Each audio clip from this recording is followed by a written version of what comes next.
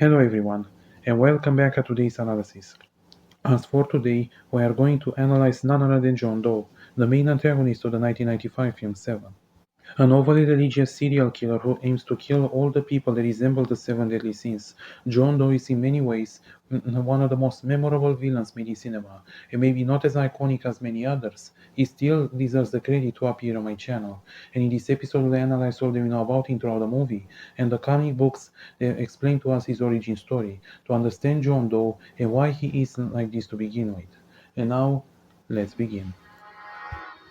Jonathan Doe was born in New York City in 1959, and all that we know about him is the fact that his mother was an overly religious, abusive woman who abused him and beat him for almost anything, while his father has officially left them to fend for themselves. And growing up in such a household, he was often walked on eggshells regarding his mother, and eventually she tried to teach him about what she considers to be sinful and what is not, despite the fact that she herself has proved to be a hypocrite. And it's also implied that she might have killed the child while John Doe was himself a child. Now, after graduating from college, John Doe officially married and cut ties with his mother. But by 1989, he officially had his own baby son. But sadly, this happiness was officially short-lived, as his infant son officially passed away due to illness, and his wife has cheated on him and eventually got divorced. And later on, when John Doe came back to his mother, she was literally burning all of his things. And at this point, John finally snapped and killed his abusive mother, taking revenge on her for anything she did to him. And from this point, John Doe has officially become an overly religious serial killer, believing that he is destined by God to rid the world of sin. And now, by 1995, he officially started his killing spree by killing an obese man in his apartment by forcing him to eat to death for his sin of gluttony, killed an evil attorney, Eli Goud, who was defending murderers for the sin of greed, tied up a man to his bed, Theodore Allen, for the sin of sloth, killed a sex worker at a club for the sin of lust, and mutilated a vain model, Rachel Shade, for the sin of pride. And now he proceeds to even cut his own fingers in order for the police to not take his fingerprints. And he eventually came into contact and in conflict with the detectives, Mills and Somerset, and he personally expressed jealousy in Mills for the fact that he has a normal, good life, the kind of life that he wanted but he never received. And he eventually managed to find and let himself to be captured by the police and be interrogated and transported.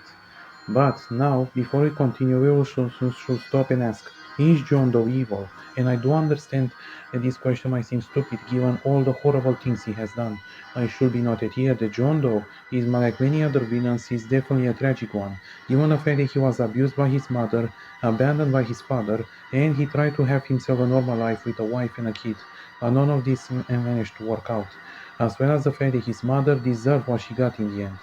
But still, this tragic backstory is not a justification for becoming a serial killer, and while some of the victims kind of deserve what they got, like the attorney and the out for a sin of greed who are defending murderers and make a living out of it, or Theodore Allen for a sin of sloth for the fact that he was a drug dealer, or even the vain model Rachel Shade because of the fact that she was vain as a person and full of pride. Still, none of this is a justification for killing people, and in the end, it's revealed that he literally killed Mills's wife for the fact that he was jealous on him for having the life that he never got, as he admits that he tried to play husband with her and killed her and their unborn child.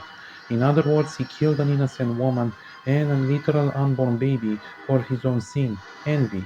He's envious on Mills, and thus proving, in my opinion, that John Doe is not only far past what's happened to him, but he's nothing short of a pure evil psychopath who genuinely has no regrets whatsoever, and he's pretty much delusional with the society.